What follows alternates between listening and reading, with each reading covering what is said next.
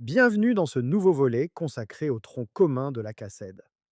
Il vous aidera à vous préparer à votre formation. Si vous n'êtes pas dans cet objectif, vous pouvez tout de même apprendre des choses intéressantes concernant le bien-être et la vie de nos animaux. Nous allons évoquer les organismes essentiels en charge de la gestion et de la protection publique des animaux. L'organisme incontournable est celui de la direction départementale de la cohésion sociale et de la protection des populations. Cet organisme a des rôles multiples: prévenir les risques sanitaires, protéger la population, agir dans l'intérêt de l'animal. En somme, elle protège le consommateur et prévient les litiges. C'est notamment auprès de cet organisme que sont déclarées les activités commerciales avec les animaux. Le deuxième organisme, pilier de la sauvegarde animale, est la fourrière. Une fourrière peut être gérée par une municipalité, une association ou par un organisme privé. Leur rôle: prendre en charge, garder et soigner les animaux dits errants ou saisis par la justice. Ils recherchent les propriétaires des animaux trouvés en divagation et les restituent à leurs propriétaires. Ils peuvent identifier et soigner les animaux si cela est nécessaire. Le troisième pilier de la sauvegarde animalière est le vétérinaire.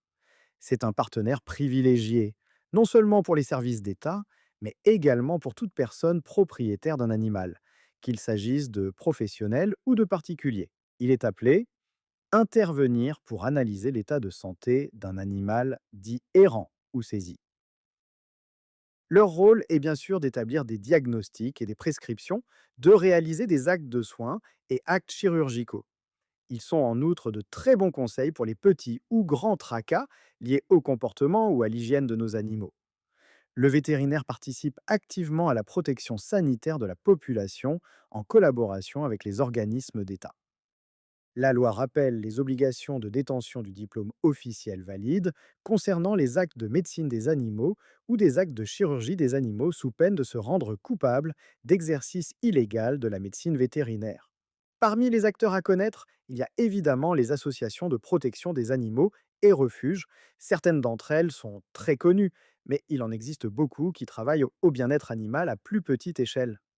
Comme les fourrières, elles peuvent être gérées par une municipalité, une société privée ou encore une association. Leur rôle est multiple: recueillir, soigner, retrouver leur propriétaire ou placer à l'adoption. À son arrivée, l'animal errant est en retenue sanitaire pendant 8 jours ouvrés. À la fin de ce délai, si son propriétaire n'est pas clairement identifié, il devient la propriété du refuge. Si son état le permet, l'animal sera alors proposé à l'adoption. Nous avons enfin un organisme phare à connaître, qui est l'ICAD. Cet organisme gère l'immatriculation et l'identification de chiens, chats et furets. En effet, l'identification est désormais obligatoire pour ces trois catégories d'animaux.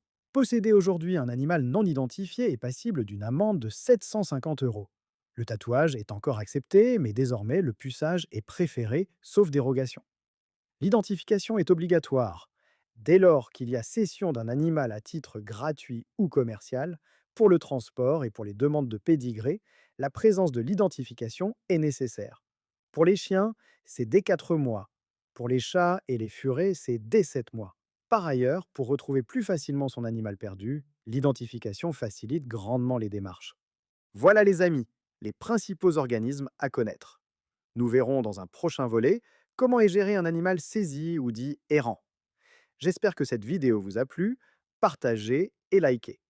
Vous trouverez des liens complémentaires dans la description de la vidéo.